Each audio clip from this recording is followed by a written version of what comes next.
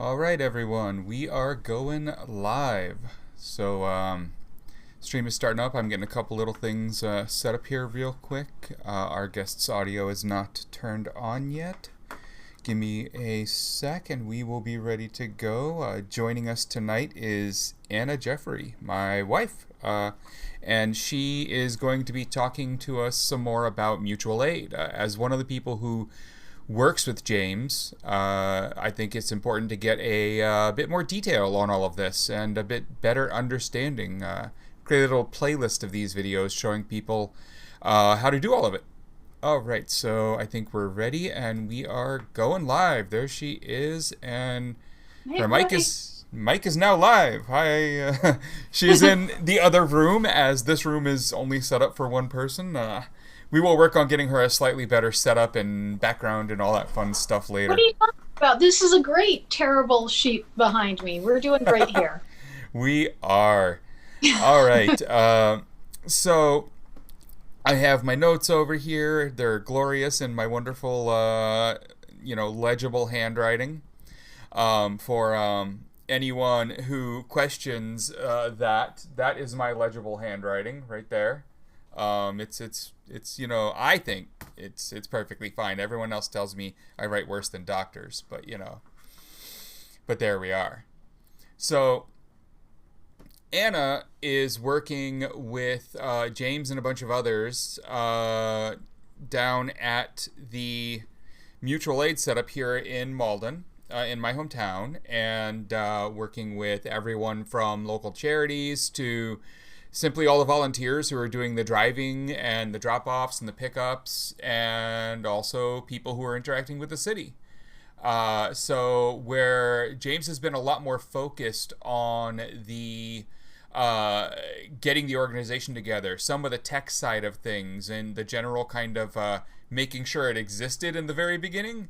Anna has been on the ground for hours, literally at that martial arts studio that we described, multiple times a week for hours. Which James is now doing too. Not taking away from James. Love James. Just saying that Anna's got a lot more on the ground as to what goes in the bags and where it comes from, and all the dealing with the intricacies. And I thought that would be an important thing to expand upon. Hey, Vassar over there in the chat, thanks for joining us. Yes, our first mod, by the way, Vassar. So feeling the love here. Thank you, thank you. Thanks, Kurt, for that nomination, I guess is what we would call it. But yeah, the Discord, by the way, will be up probably late tonight, actually. So I'll be announcing it on Twitter tonight and again tomorrow when the episode goes out on YouTube. The person who I got to help set it up is, I don't know how else to put this, too good. And it has like 100 things it does now and like 10 bots, and I have to go over and make sure that I like everything that was done, and turn off a few things if I think it's too much, or I don't know. At least read the rules they set up for my chat rules and make sure that, they still allow for my older audience to interact in ways they feel comfortable. So we'll get the Discord up later, and it's technically there now, but I'll put out the invites later on Twitter and tomorrow too. And on the episode on Wednesday, I'll tell everyone to join us over there. So, Anna, hello. Yeah. Hello. Saying hello to my wife, who I just saw a minute ago. Um, but we are currently sitting in other rooms of the house to get this done because my microphone setup likes to cancel out the audio of anyone who's talking anywhere near me, and you all got a whiff of that with Mac the other day when he was sitting in a room that was connected to this one. So what we're going to do is just jump right in on the mutual aid stuff. If you might remember last time when we talked with James Meickle, who's Meickle, I believe is how you pronounce it, if I'm doing it right. But I asked multiple times to make sure I was pronouncing it right. And the thing with mutual aid is that it's the local people helping the local people. And it's not just the local people giving things, it's not just charity. It's what can you do to help the other local people if we're going to help you?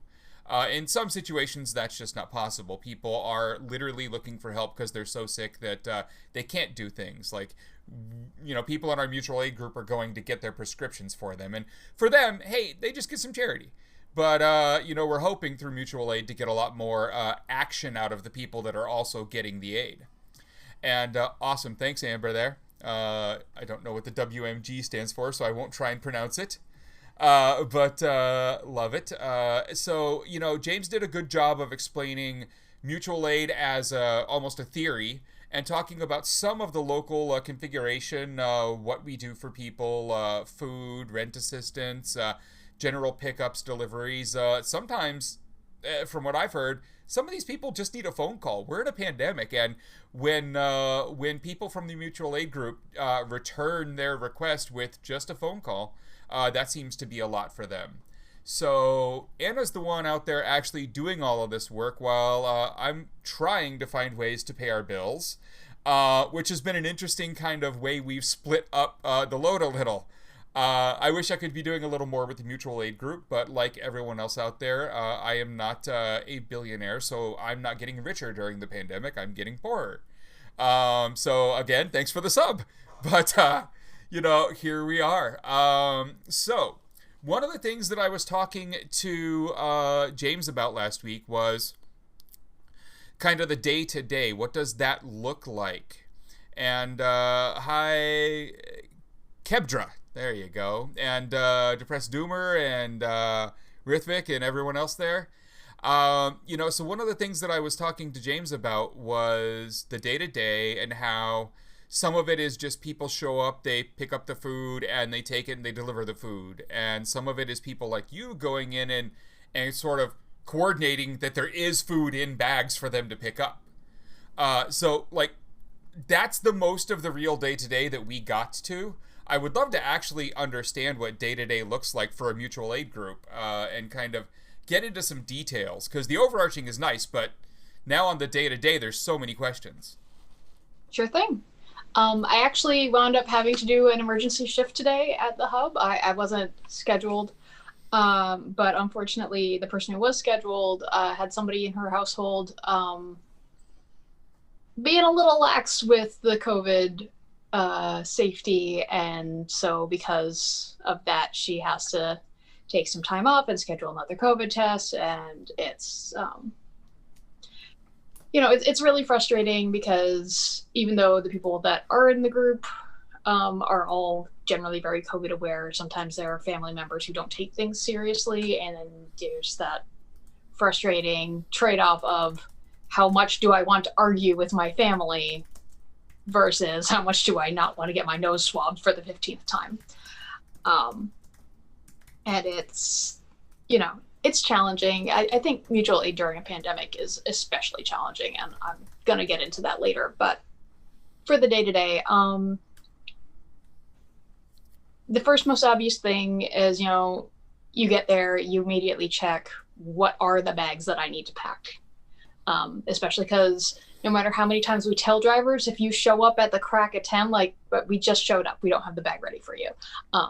They still sometimes show up really early, so you want to get as much done early as you can. A common cleaning supply bag is going to look like maybe 6 rolls of toilet paper, a roll of paper towels, some cleaning spray, the disinfectant, spray on surfaces, and some combination of hand soap, hand sanitizer, maybe some of the wipes for surfaces.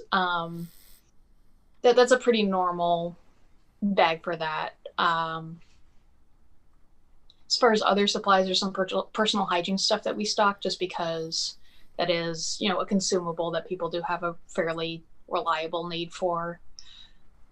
Things like, toothpaste, toothbrushes, actually we do store some of, and that one really worried me when we started having to ask for it, because when people need a daily consumable like food, they could have lost their job yesterday. When you're at the point where we need toothbrushes and we don't have the money for toothbrushes, either you've been on that edge of poverty for a very, very long time and something just nudged you over, or you've been poor for at least like 6 months. But yeah, so toothpaste, toothbrushes, floss, deodorant, all the sort of personal hygiene stuff, shampoo, conditioner. That's all stuff that we store. We keep a reasonable stock of, and we keep laundry soap and like dish soap and sponges and stuff like that too. And we make sure we've got some on hand because those are really common consumables, and if we can take care of that for somebody, if we can have it show up at their doorstep, then they can put the money that they do have towards other things that they may need. And it's really easy to get people to donate some items and very difficult to get them to donate other items. So, if we can get the easy donatable stuff on doorsteps, people can concentrate the money they do have on the things that are harder to get help with. As far as what goes in a food, but like the entire process of dealing with food insecurity in this country is an adventure, and some of it's going to be a little bit different from place to place, and some of it's going to be exactly the same. When we're putting together a bag for somebody, at least when I'm putting together a bag, it's like a normal grocery bag, right? It's great because once you have a community built up, you say, we need brown paper bags, that they'll just show up at your door because people were going to throw them away anyway. And then they're like, oh, my trash can help. And they're very excited. So you got double bagged brown paper bag. You do a layer of cans on the bottom. That's going to be things like canned tomatoes, canned beans, canned vegetables, soups. A lot of times we'll do canned chicken, but we'll also do canned tuna. I make a special point of talking with our community about throwing in literally any other kind of canned protein because people do get, very bored with the same thing day in, day out. But anyway, you do like a layer, and that's usually like 8 cans, maybe 9 cans, just on the bottom there. Layer of starches, where it'll be stuff like rice and pasta, staples. And then I'll do usually a layer of convenience foods, and that'll be things like mac and cheese, ramen, little like packets with like pasta or rice with a sauce in it, like, the pasta sides or rice-a-roni or whatever. Easy to make quick food. Things that are easy to make really quickly and with just no effort, because I don't know how many of the people watching have been really poor, but being poor is exhausting. Just like existing poor is exhausting. And so it's really helpful to have something where it's calories quickly. And even if it's not like the most nourishing, vitamin dense, whatever food, getting a little bit in you and a little bit just to settle your nonsense is really important. Just bodies don't like the level of stress that being poor is. And so anyway, I think it's really important to have convenience foods in there. I advocate heavily for making sure we have them on hand. And then, we have a bin full of candy, and I almost always throw a handful in every bag that I have. Again, things are really stressful, and just eat the goddamn candy. Like, if you put on 15 pounds because of COVID, do not beat yourself up. If a piece of chocolate's going to put a smile on your face today, that smile is worth it. We do bags of snacks that are appropriate for different age groups. Putting together this list of like what's a basic bag look like is one of the tasks that I took on, and I like to over document stuff. So we've got like these go bags, which initially when we were at our first location, which was the senior center, we would have 4 to 8 of them just packed and ready to go at any time. So if somebody was like, there's somebody needs food now, you just grab the bag and run away. Our new space doesn't have the same storage capacity as a senior center. We're now at the Kung Fu Academy, which is a better fit in a lot of ways. I'm very happy about the move, but we have lost that storage capacity there, so you have to make the bags as we go. So we've got those grocery bags, bags of snacks for kids, which is usually like, I want to say school age kids. And that'll include things like juice boxes, crackers, obviously we throw candy in there, but like fruit cups, granola bars. A lot of times we'll put like pretzels or whatever else in there. Make a real point of, and this is like a gallon bag if you can picture it, just stuffed full of snack food. Because again, if you've ever dealt with children, they want snacks. Yes, they want fruit roll-ups, and I didn't hear fruit roll-ups there. We need to get some fruit roll-ups. Fruit roll-ups. We pack fruit snacks, like the little Welch's. Oh, okay. See, those work too. Same basic building blocks. And honestly, like, the most important thing to me isn't like we get everything exactly right in there. It's that there's a variety of things, and especially there's a mix of like sweet and salty things. Because as much as adults do not want to deal with the same food day in, day out, like, kids are built on novelty. And so if you give them the same candy 500, like, they're done with you after the third time. So, especially if it's Tootsie Rolls. Yes. I love the donors, but sometimes I need to just, like, guys, just let me give you this hierarchy of Halloween candy and just follow it. Yeah, at the very bottom, the most disgusting Halloween candy is candy corn. Ooh. Is candy corn worse than Necco wafers? Yeah. I mean, they're close, but I mean, it's Necco wafers are bad. I mean, I don't know, what. Yeah, hey Welch's, if you're out there, we are definitely looking for some sponsorship. I'll put a logo there. But I don't know anything bad about. Well, the problem with that is you always can say, like, I don't know anything bad about Welch's. I've never seen them get canceled. But then they're owned by a conglomerate, and so on and so on. Probably like 50 levels up, there's some billionaire who we hate for some good reason. Yeah. I mean, being a billionaire, good reason. One thing I've really had to accept, and I really hope that other people who are thinking about getting into either charity spaces or mutual aid spaces just learn to make peace with, is like, you can't necessarily cancel the product just because you have canceled the company.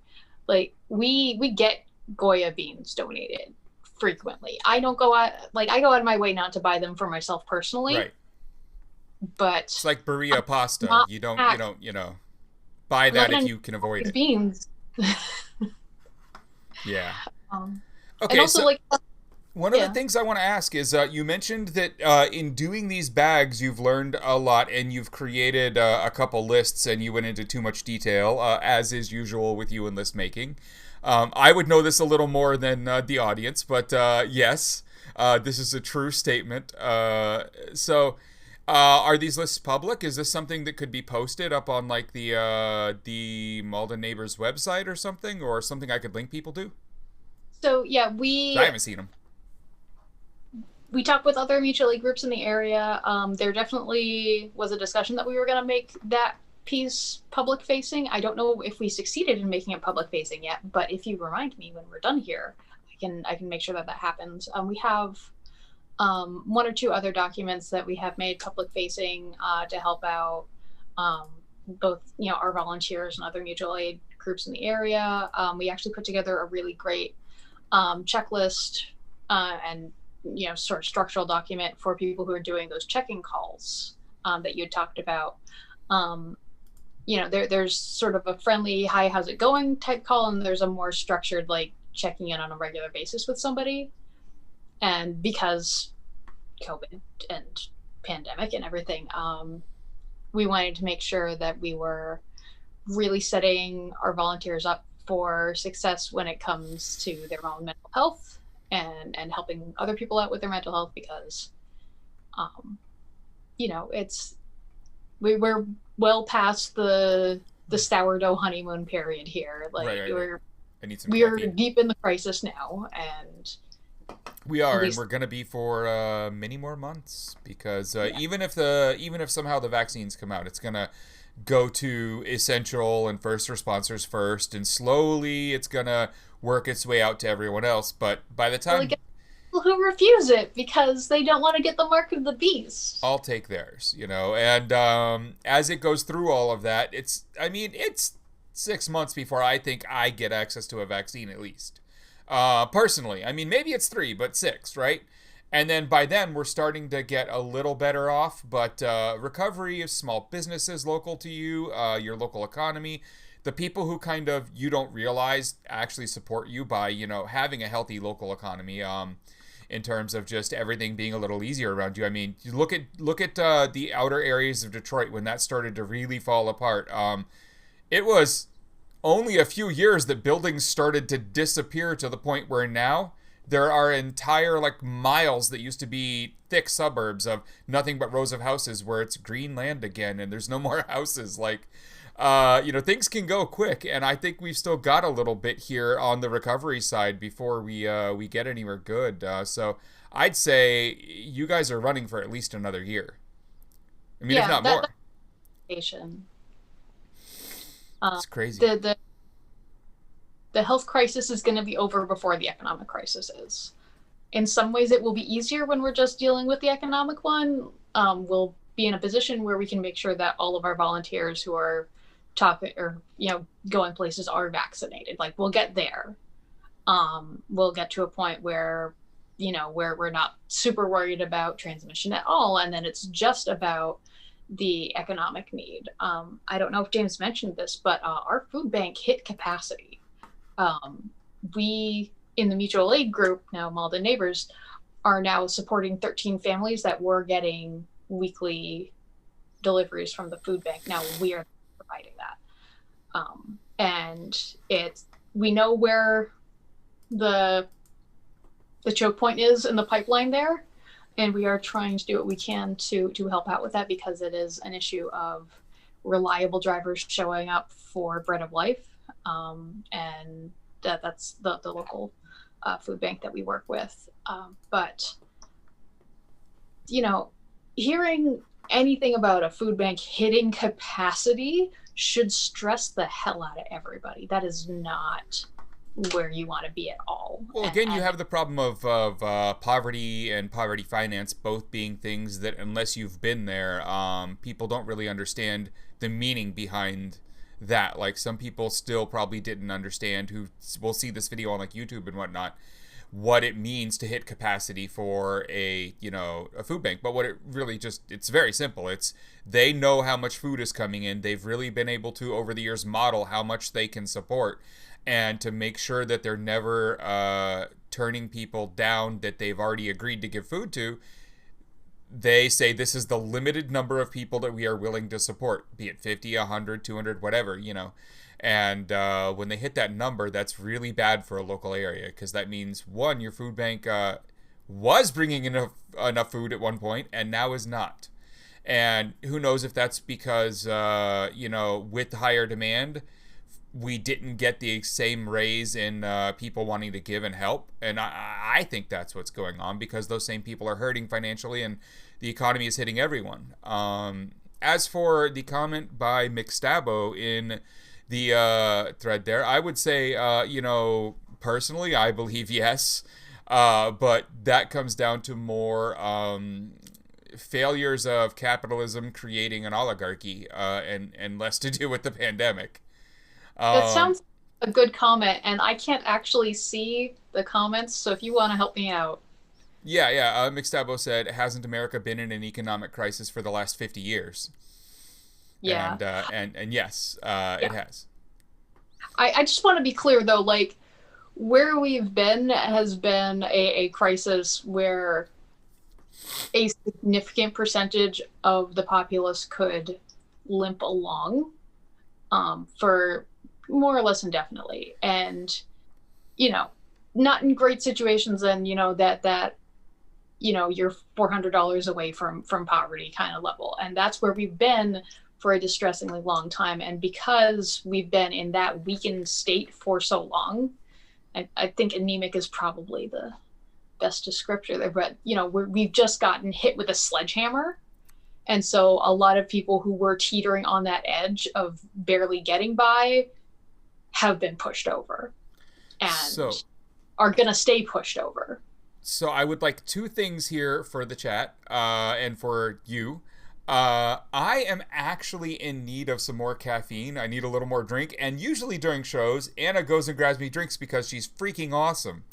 But she is not. So what I would like you to do is explain something that I actually know the answer to. I'm going to run and grab my drink, and I'm going to leave this going, though. And that is, could you explain how the phone call system works? Because I know that people fill out the forms, and we explained all of that. So people fill out a form on the website. It goes through a path till it gets to a list, and then that list is called by the... Mostly, I would think the people who can't do the driving or other stuff like that, they can volunteer in a different way. So if you could, like, make that more detailed. Talking about the path from somebody needs help to we are helping them. Yeah. Gotcha. Be right back, guys. So, our group has a lot more infrastructure than is normal. And again, I cannot see the chat, so if you're asking me any questions, they're going to have to wait until Gregg gets back so we can see them. But what we do locally is we have a phone number that is actually tied to a physical phone that one of our organizers has on hand. He lets it go to voicemail 99% of the time, which is important for his sanity.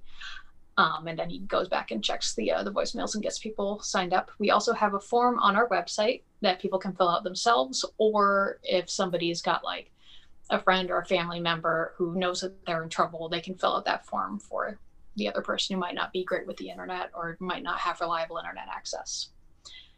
Once either that voicemail has been filled out through the form or that form has been filled out, it creates a little ticket for them in Trello that we use.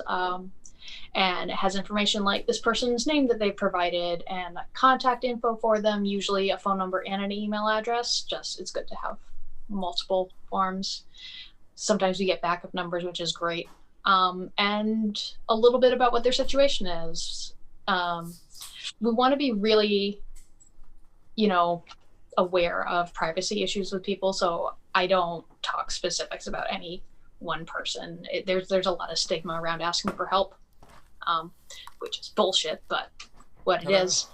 Once that ticket's been formed, we have our neighborhood point people, and each neighborhood point person has one ward in our city that they take care of the tickets for, and we have a couple people who will grab random ones that just don't have a ward attached to it, just we didn't collect that information for whatever reason. That person will be contacted by one of these neighborhood point people. They'll confirm you need these items, you need help with this thing, you are, whatever the situation is, have a conversation with them. And then if it's a need for items, we've got our spreadsheet where we schedule those bags that I fill up at the hub. And if it's something like they need to be connected with services for like fuel assistance, for housing assistance, for SNAP benefits, we have different people who know those systems really well who can help them go through. Actually, our state representative has been amazing. He stepped up very early and was coordinating with us directly. And he literally said, like, anybody with SNAP problems, just send them to me. SNAP is the food stamp system. There's a lot of different names for these things, and honestly, again, it comes back to that stigma thing where once everybody knows what food stamps are, you switch to saying EBT, But yeah, we coordinate with a lot of different groups and a lot of different individuals because people come to us and they're just like, I need help, everything's on fire, because people wait until the last minute. Again, stigma. Of course. You talk them down a little bit and they go, okay, I don't have food in the house. I don't know how to get on a food bank. I've never done this before. What do I do? How do I deal with this? I'm behind on my rent and now the eviction moratorium is over and I don't know what I'm going to do with my landlord but lots of things. And some things we're more able to help with than others. Like it's a lot easier to pack a bag of groceries than it is to convince a landlord to be lenient. Um, but we do have one of our organizers, Akola, has done amazing work getting people connected with the various housing assistance programs. And we've gotten people onto Raft, is the one in Massachusetts that gives rent assistance to people who are behind. And it's hard too, like emotionally doing that piece of the labor because people don't necessarily qualify for things, and it's really rough when somebody comes to you for help, like, hey, I'm gonna lose my housing, and you're like, we filled out all the forms, we did everything right, and we can't help, and it sucks. Yeah. We've had cases where people came to us for help, and we did everything we could, and they still wound up having to leave the city. And that leads into another part of the conversation, which is the mental health impact on everyone involved in volunteering in this way. The initial impact hits the people who make those first phone calls and have to filter through people to find the ones who they're going to be able to put into the system. And I would assume they also have to tell some people that's not the kind of assistance we offer or things like that. And so do you have anyone in the group that specifically works with them on that? So it's a high stress situation. Yeah. We have 2 weekly Zoom meetings. I'm actually missing one to be on this call, but it's okay. There are other organizers. But yeah, no, we talk about, the stressful situations. There are some, we make a point of not using the word clients, which one of our organizers was using early on because she came from a more charity space, and it's important not to use language like that because it reinforces this idea that these are people that we're serving and not people that are our peers and just their peers who are currently in trouble.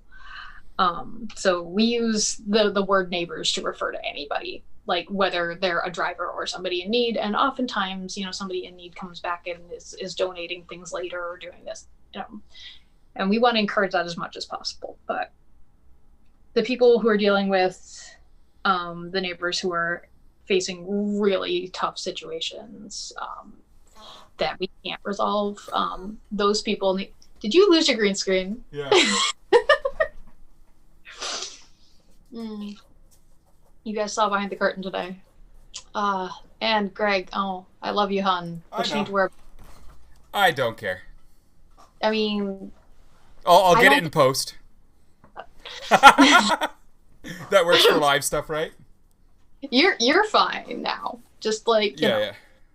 But getting back to the more heavy topics here, sometimes you're dealing with people and they have ongoing mental health issues. Sometimes these are people who've been chronically homeless for years and can't get over themselves enough to get to a point where they can accept the structural help that they need, and it's really, really, really stressful. There are some people who don't have good boundaries and will try to call the neighborhood point person who reached out to them at all hours of the night, call them with crazy requests. And it's on the one hand, we don't want to be really rigid and impersonal and very transactional in these things, but on the other hand, people need to sleep. You need to respect that. So it is hard to navigate, and finding ways to strike that balance between making it sustainable for all of the people who are doing, the emotional labor and the physical labor, and, not turning it into this rigid, structured thing. It's hard, and we're in the process of dealing with it right now in our group, and most every other mutual aid group is either in the process of having that conversation again or has collapsed. Yeah, It's a complicated issue to deal with. In the last talk, James had mentioned that you guys originally started with a Google Voice number, but with losing that and realizing just how bad that hurt when it was lost, you just stopped doing that and everyone's just using their standard phone numbers and everything else, which leads to people getting these phone calls at random hours and whatnot because it's just easier. So the actual switch there was for the hotline number. Even from the beginning, there was no way we could have Google Voice numbers that every single person was using. There are 8 wards in Malden for those of you who aren't local to us. And so, we have 8 different people who are making these phone calls out and need to be able to coordinate with drivers and with neighbors about things. And we weren't going to build out a whole virtual phone tree for that. It's very impractical. So we have the physical phone, which is the hotline, which one of our people keeps at his house, and that is 90% of what he does, and it's so much. We would be in so much trouble if he got hit by a bus tomorrow. Slight bus problem. Yeah, no, we've talked about that. And he's also someone that values his privacy. So one of the conversations we were like, yeah, does he have a spouse? Does he have roommates? Like, who would we even call if we find him? We should know the answer to this. You should probably get that answer. So, yeah.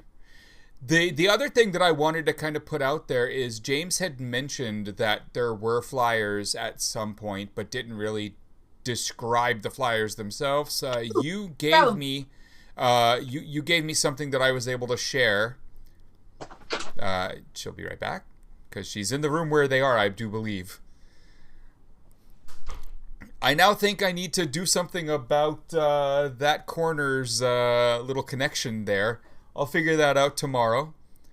But yes, so there's a book of flyers here. Now, the question that I had was, beyond the flyers, with the flyers, in addition to the flyers, like, how did you all go from here's the idea, here's the need, to everyone in the city knew who to reach out to and who to call and what website to go to? So there's the flyer. And that flyer right there, what did you guys do with it? How did it get out there to the world? So this is actually the second round or third round of flyers. This is the second one that I made.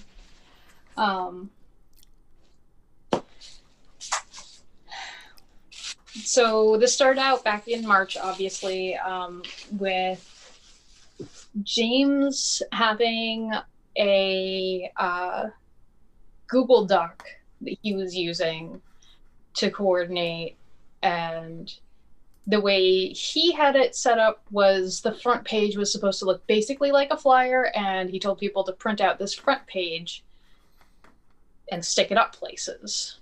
And Mira and AJ and Mira's mom, Cola, they set up a Facebook group. And they found each other. And so James started rolling the Facebook group into things, and the Facebook people started to try to engage with the Google Doc version of things. That's about where me and Zaida came in, and because we had more organizing experience through things like Indivisible, Mystic Valley, and a lot of other, political organizing work, we came in and we're like, you guys are doing super important work, and none of your back end is supporting you at all. So we came in and brought some of that, relational organizing structure, something that Zaida's really strong with. And I did a lot of, documenting, like, here's a best practice for this, here's a best practice for this. Let's stop having all this in one document and start spreading it out in a way that makes sense. And we were able to talk with Karen Cologne Hayes from the city, and she brought us into the senior center because the senior center wasn't being used because seniors should not be gathering at all. Yeah. And that was sort of the initial, like, slapdash.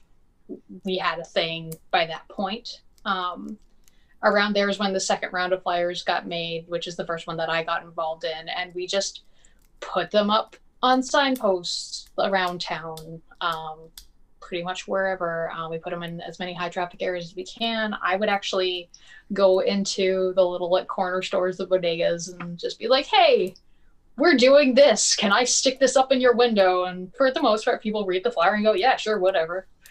Yeah. There was nothing commercial about it, so absolutely. Yeah, I had one store turn me down and they were just like, oh, the manager's not in. Can you come in? Whatever. Sure. And, they're not obligated to do that thing. The second round of flyers we They made... should feel obligated to do that thing. They should feel obligated to do that thing. No. The second round, we changed the wording a little bit to make it a little bit more clear for people. Both of the rounds that I worked on, we were very lucky to have translators helping us out. We worked hard to find people who speak the languages that are in our city. Again, for people who aren't familiar with Malden, it is a language where the home languages spoken at the high school are somewhere in the range of, 75, 77 different languages spoken in these homes, which is a lot. We are the most diverse city in Massachusetts, and that's by the sheer math of it. The majority languages are moving away from English in Malden, and that means you've got to do a lot of extra work, and luckily Weglot were nice enough to give us free translation software for the website, and then you guys worked hard to get the flyers translated, and you can see I don't know how well that shows up there, but not that well, but well enough. People get it. Each of those little sections there is a different language. Actually, I don't know. Well, we're going to share the flyers with them. So if you see, like, we did the header, and then this paragraph is separated, but then each of the bullet points is its own thing.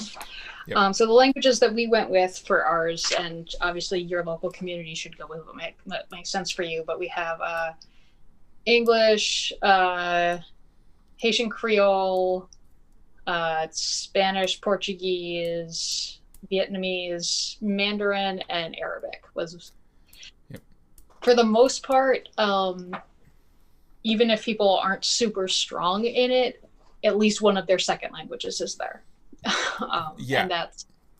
Yeah, and we have people who are fluent in Mandarin and Spanish who are working with us as either organizers or neighborhood point people, and we have a couple other folks who do translation work when somebody comes in who doesn't speak one of those three languages. Portuguese, I think, is our most common one that we don't have like a dedicated person for it. We're working on it, but it's rough, and it's especially rough with a lot of these immigrant communities because the traditional charity government aid infrastructures want a lot of documentation, and a lot of people have documentation, but not every single person. And even the people who have documentation, they might be in situations where like there are more people living in the household than the lease says, or whatever the situation is, and they don't want to get in trouble for that, so they don't ask for help with the other thing.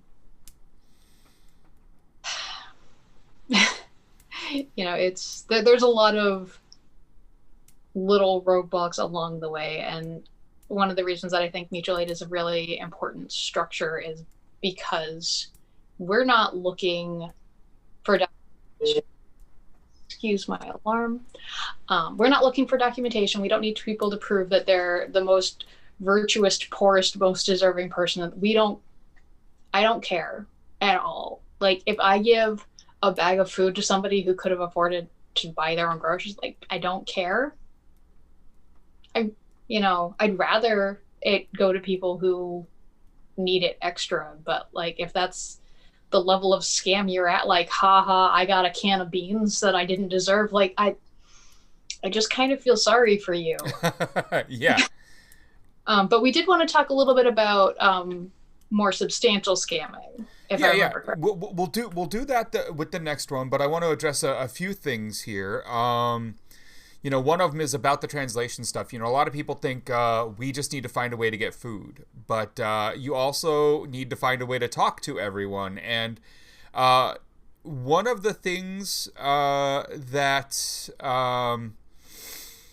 one of the things that you talked about was knowing the number of languages and knowing what languages are most important. And I would tell people that there are lots of ways to find that out in your city. One of the easiest I found when we were early here, before we even were doing this, was finding out what languages the city thought were essential to actually translate their documents into. So when you would find them putting out some kind of a flyer or a paper document, you can just call the city clerk and ask. They'll put it in these 3 or 4 languages. Those are the predominant languages that they need to reach, the highest percentage of the city. And sometimes you can just ask them who their translation service is. Sometimes you've got to kind of go around the community to find those people that speak those languages. But it is really important to deliver this aid in their language because, how else are you going to help people who don't speak your language, right? So translation service is super important. And while it sounds like just another complicated layer, honestly, when you think it out, it's not complicated. It's just finding the people, getting them organized, finding the time. It's more about, scheduling resources than any complication. So I wanted to go through the chat here a little, and this is a talking show. Marin Murky. But let's go to Dropped Out Dev.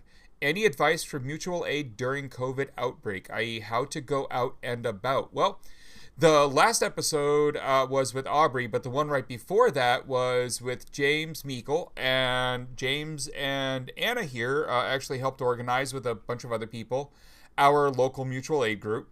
And this episode, we've been going into a lot more detail for the last about 45 minutes on how that all works.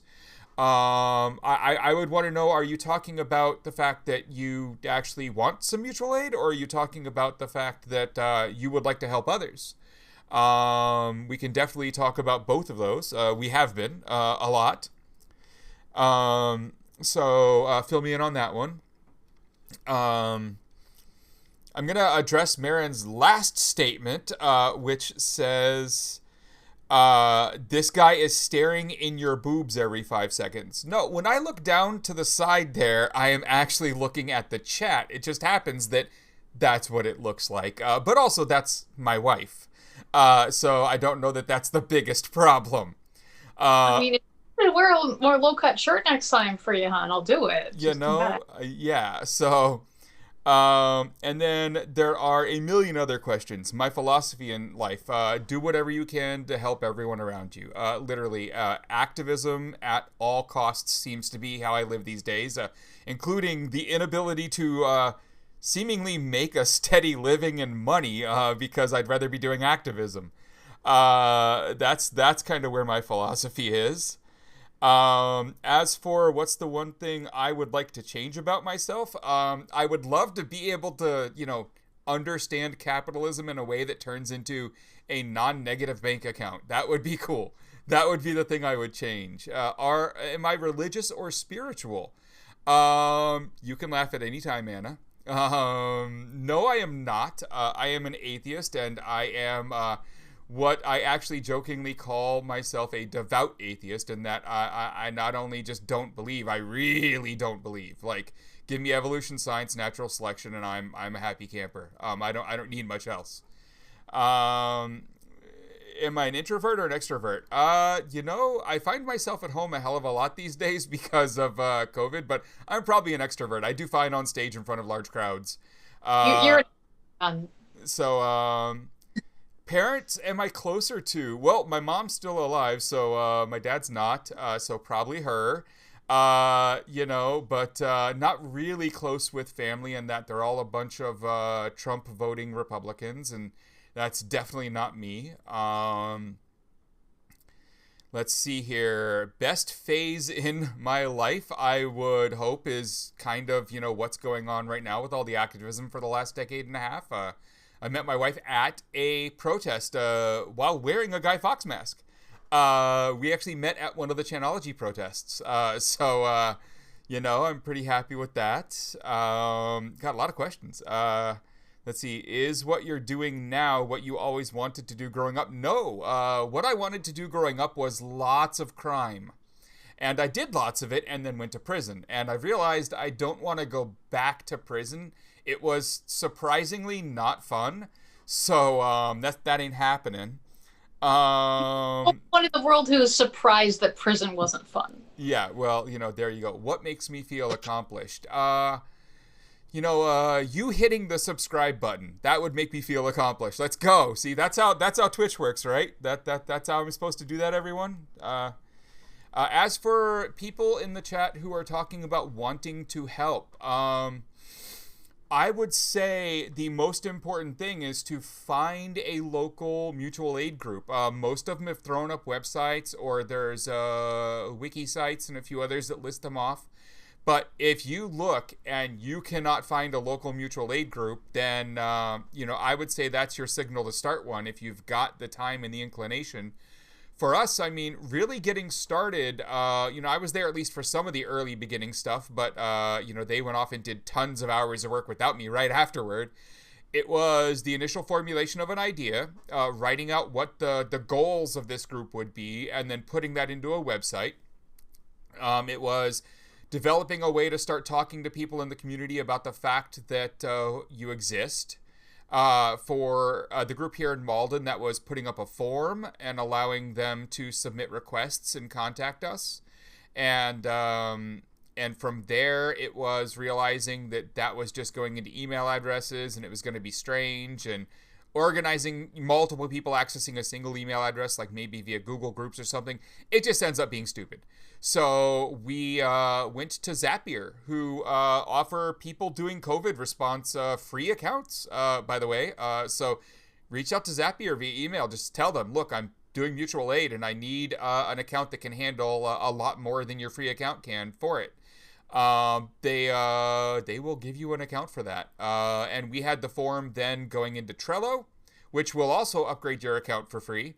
We had Weglot, which gave us free translation services for the website, and there we are. We've got a Trello board filling up with requests. We've got a website telling people we exist. We've got Anna and her friends putting up flyers all over town telling people they exist, and the initial outreach starts with the city.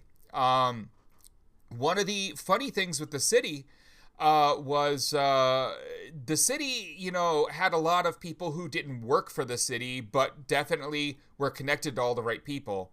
And we're also connected to all the activist types in somewhat back channels.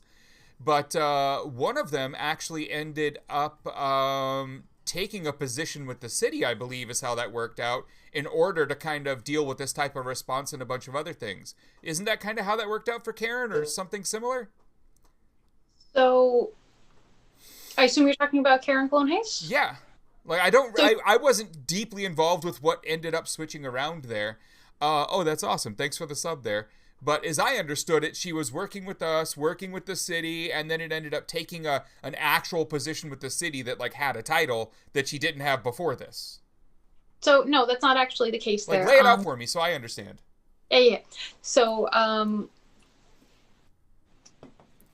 most cities will have some, or even towns probably have somebody who's currently filling this role, and you should reach out to your town council member, your city council member, your local newspaper if you can't figure out who you're supposed to talk to at the local level, and ask, because this person exists almost everywhere. They're a very important person.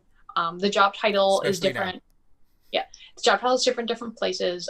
But Karen Cologne Hayes was the community outreach coordinator was the title. That's the title. Yep. Had at the beginning of this, and she's been doing that work for a long time. Like, I want to say at least 4 years. I may be wrong about the exact timeline there, but she's been working directly with the mayor, doing a lot of work bridging gaps between community organizations in the city, between individuals who need help and the different community organizations, between the organizations and each other, because especially in a city with a lot of different languages and in a city with a lot of different, socioeconomic circumstances, difference between like we're in Massachusetts, so the townies and the college kids, and these groups tend to silo off to like their own individual places in the city, ideologically, not necessarily physically. And so having people who can bridge those gaps is super important because the townies may not want to talk to the immigrants, but both of these groups need this service and they need to talk to each other. Or there was a conflict at the senior center between the old white folks and the old Chinese folks. And that was something where, it flared up around ping pong, but it was basically the cultural issue of like, it's a bunch of old white folks. They're not used to having a bunch of Chinese people around. These are people who've been in the city for like a bajillion years.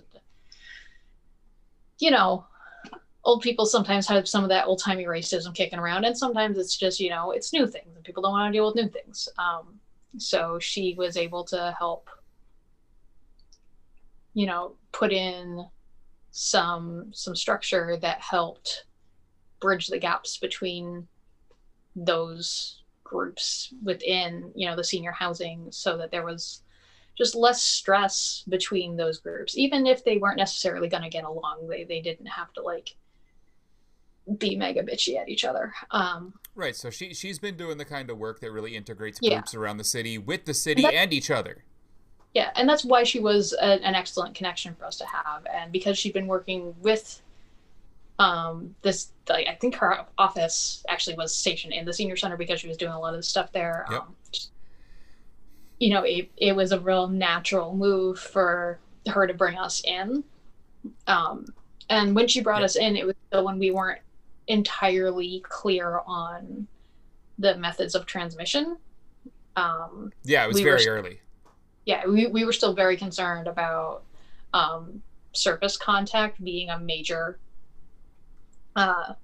method of transmission. And now, of course, we know that the primary source of transmission, especially these super spreader events, it is indoor spaces with poor ventilation and people who are unmasked. So I'm sure all of your listeners have heard this 800 times, but wear a mask. Do not go indoors with people that you don't live with. And if you have to, wear a mask. Outdoor spaces are so much safer. But again, you don't want to be like right up in somebody's face outdoors. You need to give it enough space for the wind to be able to take social distancing. The potential viral load and deal with it. But this was before you knew all of that and you ended up in the senior center. That, we put together some fairly stringent guidelines that we were following for using the space. And there was a little bit of conflict with the city as the city's trying to like sort of take back use of the senior center. And that's part of why we wound up moving over to Wallum, which they're closed for. Is the martial arts center? Yep. I mean, there is no way you can safely teach martial arts in person.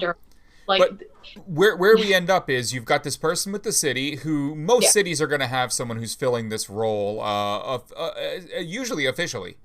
So it's community outreach coordinator, it's ambassador. They have all kinds of titles for what they're doing with the city. But if you call up your county clerk, your city clerk, you're going to be able to find this human being, or possibly office of people, depending on the size of your city. And they're going to be your first point of contact with the city. You're going to ask them, is anyone already doing what I'm planning on doing? And then you're going to go from there to, no, well, then I'm going to start it, and I'd like to work with you. A lot of times there's going to be a little pushback on, we've already got this, we've got these systems in place, but ask very quickly what their pain points are, what things they're missing, and you'll find out it's exactly what mutual aid solves. It's extra food deliveries because the food banks are overrun. It's just dealing with phone calls from people who are so stressed out that they need someone to help pick up their prescriptions. The city isn't doing stuff like that, and that's the stuff that they are getting hounded with that they're not going to do either. So once you start saying, but I'm going to fill in those gaps, and here's how we're going to do it, they'll love you. They will actually want you to be doing this stuff. Now, Whether they agree with your methods or not is sort of irrelevant because you're not actually official or working with the city in any way. You're just hoping that, they don't work against you by reaching out and doing this contact. So you end up with, you got the website, you've got the forms coming in, so people are submitting. You've put up flyers everywhere. You've told the people who are big in the community to tell their people, and so on. So the game of telephone is going on. Everyone's telling everyone else, right? And the word's out, the flyers are out, and the intake is starting to come in. At that point, you are also asking for donations from the community. Anyone who has extra or is willing to do grocery runs or whatever, you're looking for that. You are looking for people who are willing to buy necessities. I mean, you're not talking necessities like trash bags. Like, I mean, every type of necessity. So you have stock of them for people.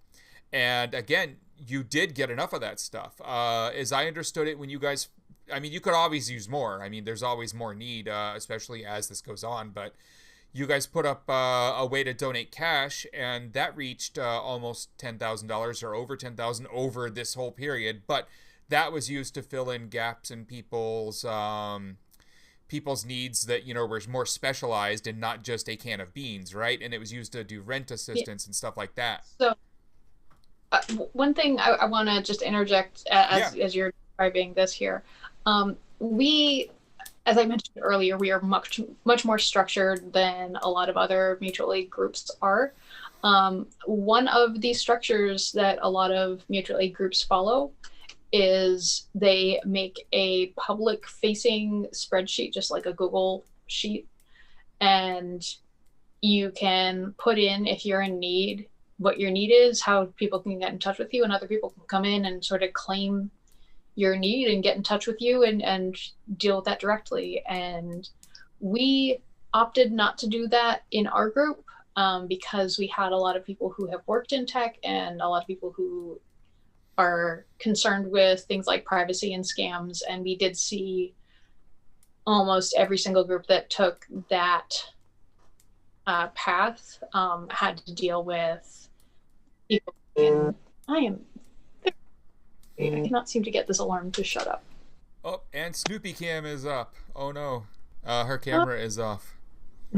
There she is. So that all makes complete sense. And yeah, we had a bunch of tech people around. James, who was on last week, me, others. But yeah, that leads into some other interesting questions about the scams and whatnot. And I want to get to those, but dropped out Dev, Amber, others who have asked about this. Do you have any other questions kind of related to that? How we're doing things, how you might get started, anything that you think we missed? Because otherwise we're going to move on and talk about all the various scams that have been attempted here. We're not talking about the person who's just trying to get, one extra can of beans, like have an extra can of beans, whatever. I think we're going to move on to the scam stuff. So, the people who've done just an open spreadsheet obviously leave themselves a little more unfiltered, which leads to a little more just asking for things, and it gets filled when it wasn't a real need.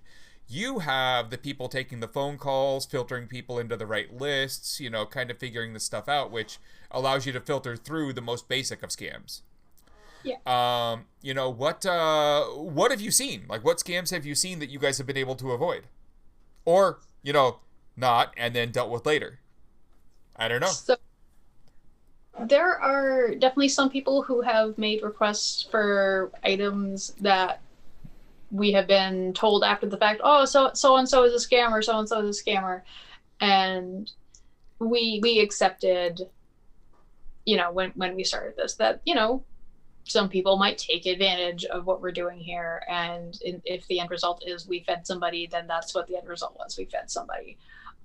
So we don't police those types of requests very stringently. The things that we do police are things like people asking for cash. And we do give out direct cash assistance to some folks who need it, because just sometimes people need it. But early on, we got a rash of form requests where people didn't have a phone number. And the formatting of the request was interesting. There would never be a space after the period on a sentence, which was weird. And having been on the interbuts and done a couple things, suggested to me that they might be automated in a specific way. And also the language in the document was a little bit weird. And then, the name doesn't match up with the email address. And altogether, it's red flag city. One of them, a woman was saying, ostensibly a woman, was saying that her grandmother needed surgery and it was going to be $500 and she needs $500 to pay for her grandmother's surgery. And I'm like, I don't know what country you're from, but whatever you think about the U.S. healthcare system, it's much worse than that. $500 is not going to pay for any surgery here. Yeah. At all. So that was funny. And, some of those were just so obvious that we didn't even contact them. We literally just brushed it off. Because not worth our time to engage. Right. There was one that came in where somebody went to the lengths of creating a fake CVS pharmacy invoice. The CVS pharmacy does not make invoices, so it was really easy to tell that this was somebody who had created evidence for their thing because they were expecting to have to show proof. And that was, we did respond to that one with, you sent us fake documentation, so no, we're not doing this. We've had some people who don't put in phone numbers and are making cash requests, and then we have to try to confirm that they actually do live in the city, and we spend a little bit more time on those ones because there are cases where somebody just doesn't have a phone number for... They might need cash assistance because their phone has been turned off. I mean, who knows? Yeah. And that type of a thing, we just want to make sure that people actually live in the city, or at least they're being honest. If we had somebody who lives in Stoneham, which is 2 cities north of us, reach out, and while we weren't going to give them any direct assistance because that's a little bit of a ways, we did help connect them with one of the other groups a little bit closer, just to try to make sure that they were being taken care of, because that's not a scam. You just reached out to the wrong group because we have a pretty strong presence and stuff by you doesn't. That's totally reasonable. But yeah, it's when we talk about scams, it's almost always we're talking about people who are just looking for straight usually cash. $100 to $500 cash. That's what they think they can get. Okay, and obvious things. For one, anyone out there who heard that they had provided an invoice from CVS and doesn't know what CVS is, well, I don't know where you live, but I just want to clarify that it is a pharmacy. It's where people go to pick up their prescriptions and all that. Yeah. We live in the Northeast, so the regional chains obviously aren't the same everywhere in the U.S., everywhere globally. Even though they're all like conglomerates, and I'm sure somehow CVS ends up being owned by some conglomerate that's the same as the one that's local to you. It is a pure CVS, and I think in a bunch of the rest of the country too. But just for if you didn't know, it's a pharmacy, and she was talking about prescription drugs. So cash assistance is the most important thing to watch out for the scams, because obviously. But you touched on kind of the final subject that I think is really important with the mutual aid is you can't stretch yourself so thin that you're supporting all of the cities around you unless you just do some kind of a magical overarching thing where you build some giant organization, which isn't really what this is about. So one of the important things, and James touched on it a little last week, is to reach out to all the groups around you that you can find. And if you can't find them, call the local cities around you and just see if they know that a group is running. Get contact info and make sure that every city that borders your city, at the very least, you know who to contact in that city when someone finds you instead of them. It's just another little important piece of the puzzle, but,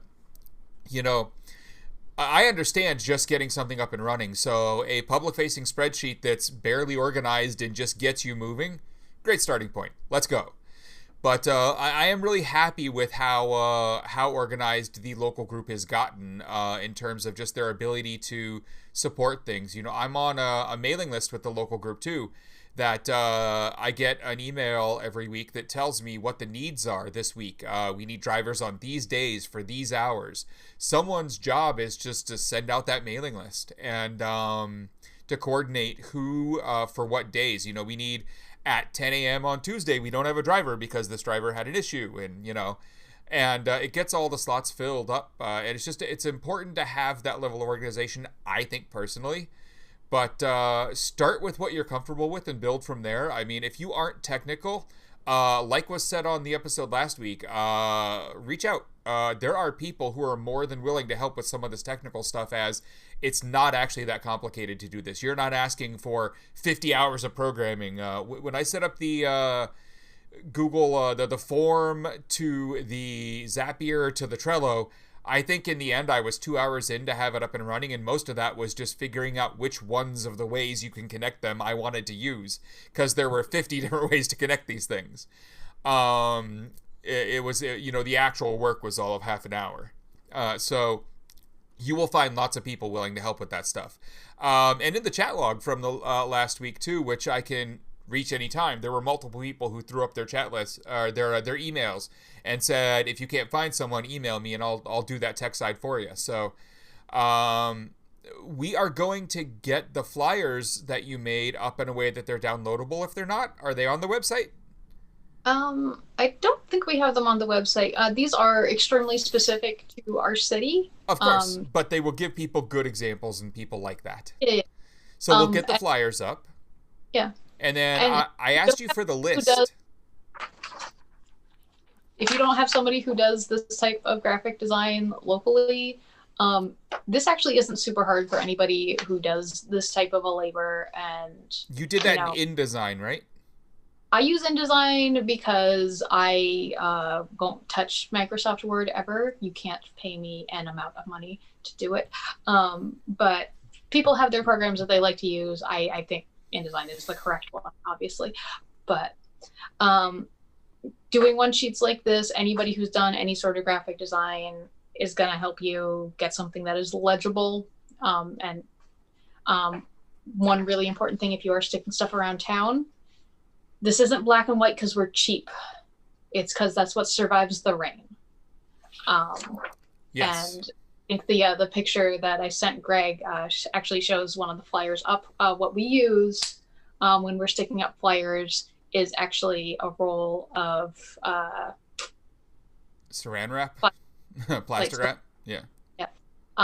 And that way you do it around 2 or 3 times, and I'll usually use some packing tape to just secure it, and some rainwater or condensation is going to get in, so it does get wet and dry, but it's going to stay up for 3 to 6 months compared to if you just instead of a week or even days. Yeah, if you just stick some duct tape on the corners, it's going to be gone. Yeah. And that's super important if you're doing something where you're trying to make sure that this is something that people have access to. And also, I put up other artsy flyers around the city sometimes because I need to get my misbehaving time in. It's important. Schedule your misbehaving. Yes. And I will put them up at the same time as these other flyers here, and people will destroy the artsy ones, but leave up the mutual aid ones. So even if you're in a place that's very anti-flyer in general, it's still worth sticking things up. Right. And very worth talking to your local city. And one other person that I should have mentioned earlier, and I apologize for jumping back to this, but sure.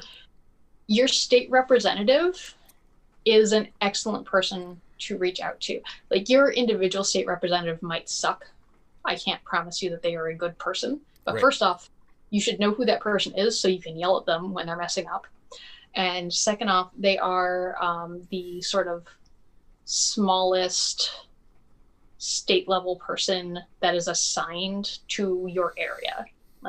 Your state senator is going to have a larger area. Your state rep is a fairly limited area. And a lot of what those offices do is just what's called constituent services, which is you call them up and whine because you have a problem.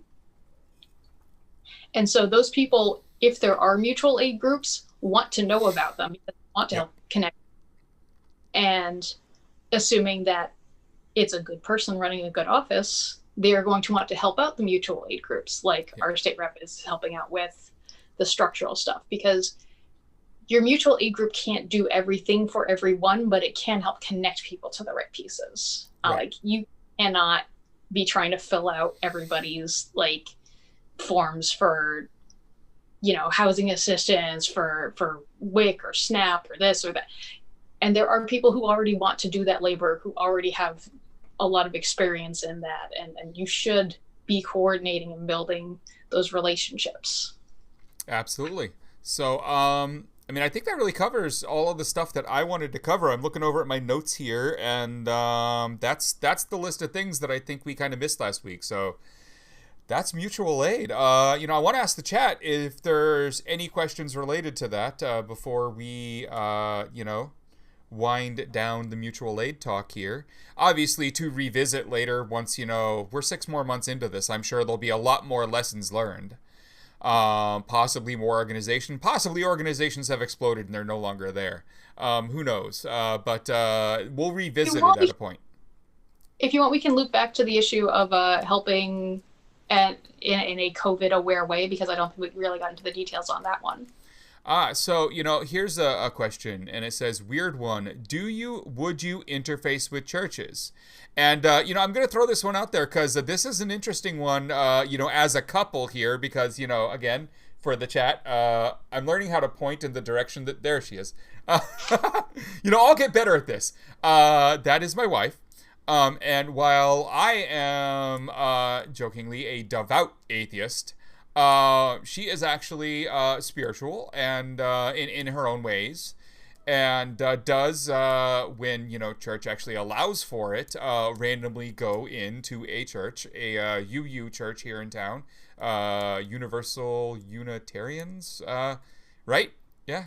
Unitarian Universalist, you were close. Yeah, whatever. It's a church. I mean, you know. And that's kind of our relationship on that. So she would absolutely, and I would only if I had no other way to solve it personally. I'm just not a fan of cults, and I don't understand how people draw the line.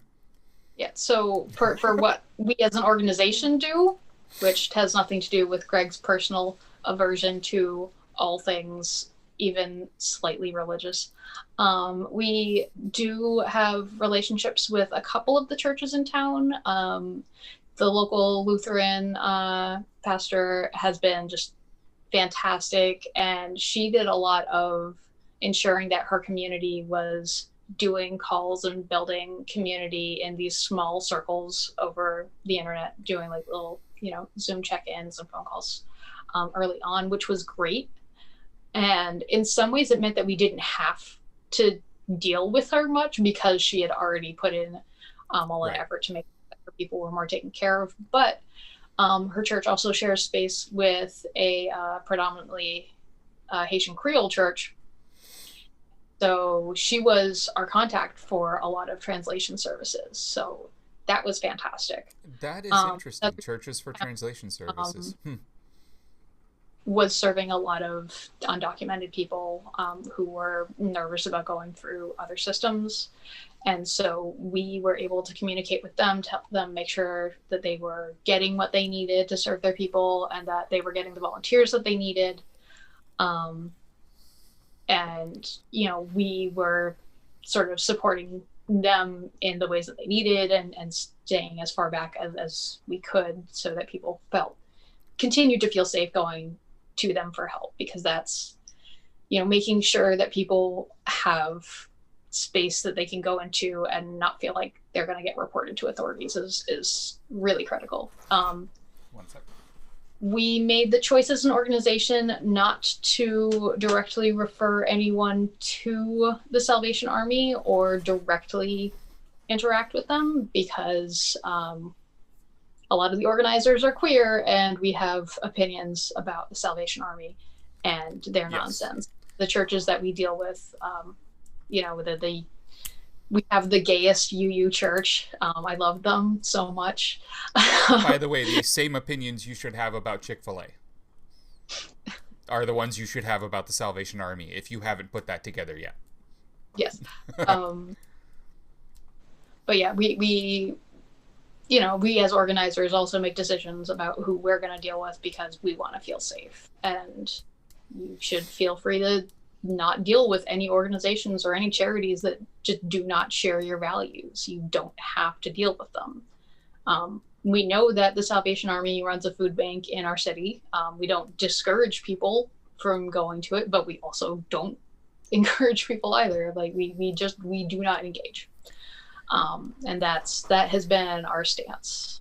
Okay. Because we feel really strongly on that. But as Yeah, far that as makes sense. you know, Yeah. So, you know, I would like to open up the floor a little before we end this one. You know, we talked about all the subjects that we had. I know there's only a few people left in chat here for the end, but you know, here we are, your one chance to ask us any personal questions with both of us here on live video.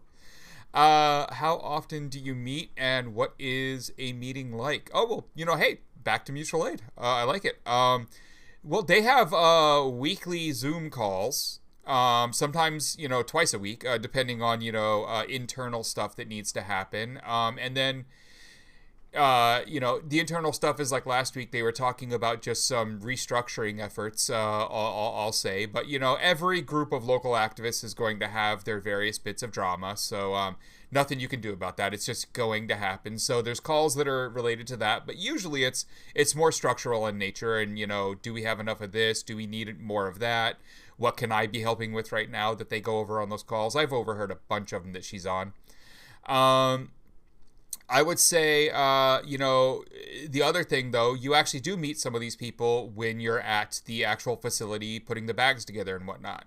So even though we're in the times of COVID, you guys do a really good job of doing your everything down to your hand washing, from your distancing to everything else, and keeping the space clean. So not only do they do sometimes two, usually at least one Zoom meeting a week, you also meet in person fairly often, at least with one other person at the place, right? Like, anything other than that you guys do?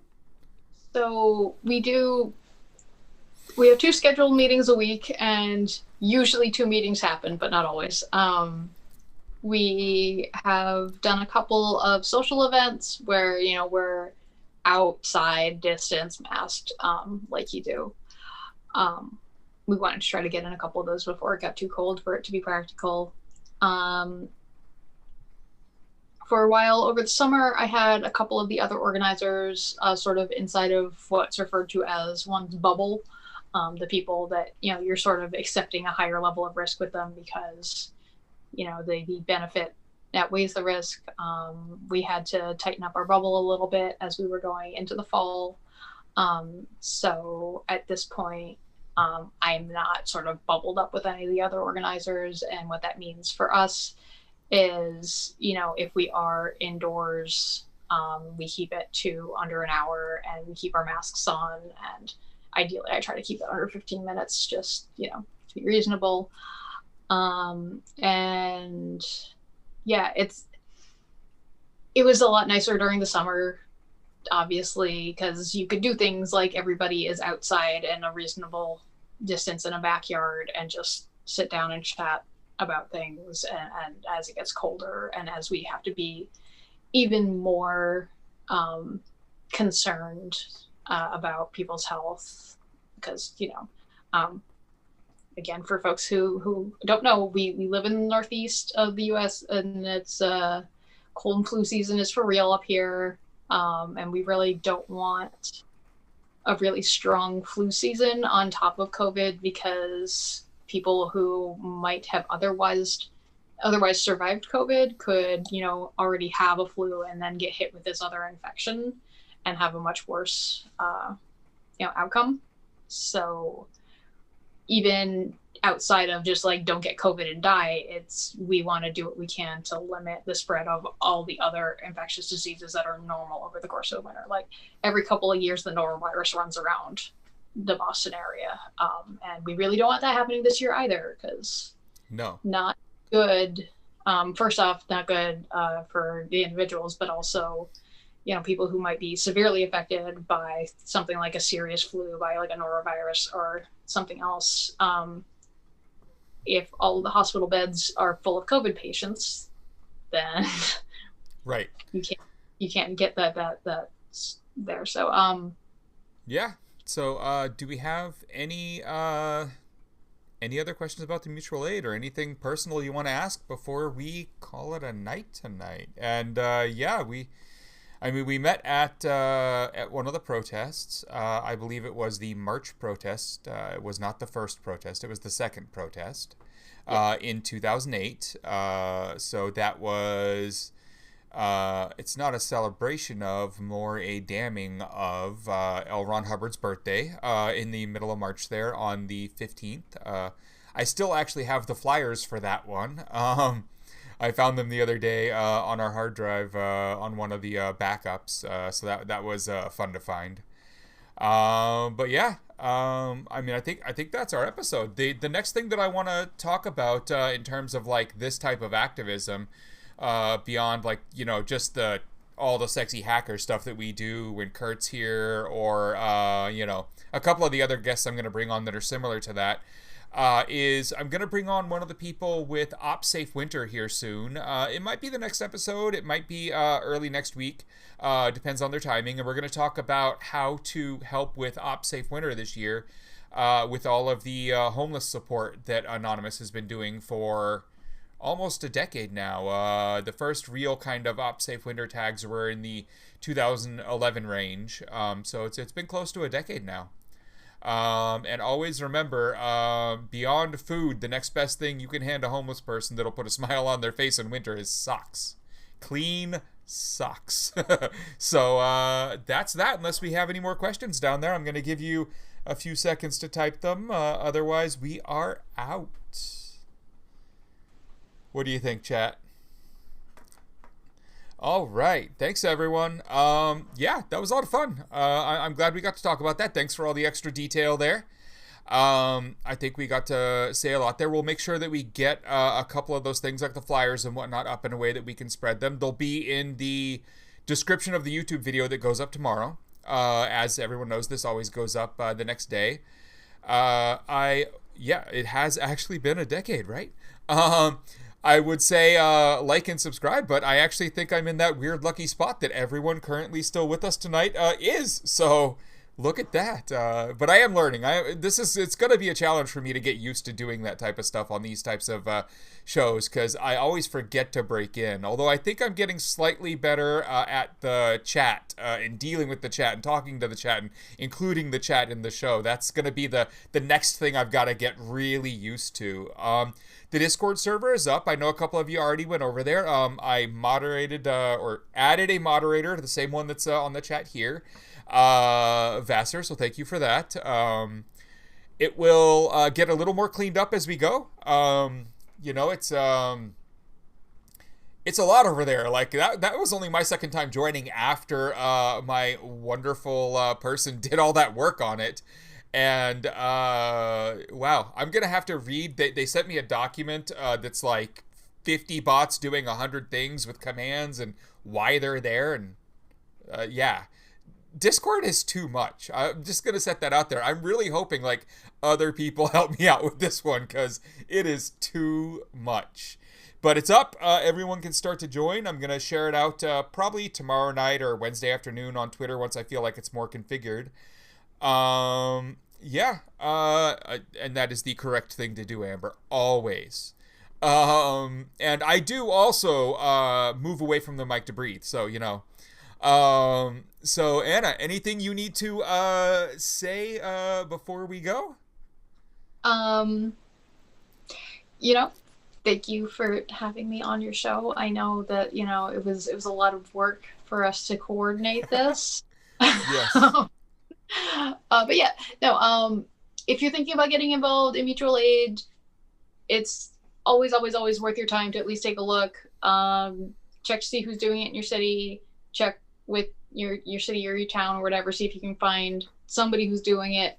If you're having trouble getting stuff off of the ground, we have a lot of resources that we would love to share with people. The existing mutual aid groups that are out there, we always want to make sure that we're helping each other. That is part of the mutual aid thing. Like, you want to make sure you're helping in your city, but you also want to like help the other groups, because Absolutely. The whole goal here is to have this local grassroots level stuff actually working, and people building their communities in a way that's sustainable and positive for everyone and really community based. So having people, you know, just drop in, like parachute in on your city and try to save the world is a very bad plan. Yes. You know, it's much to try to empower people to help each other and themselves.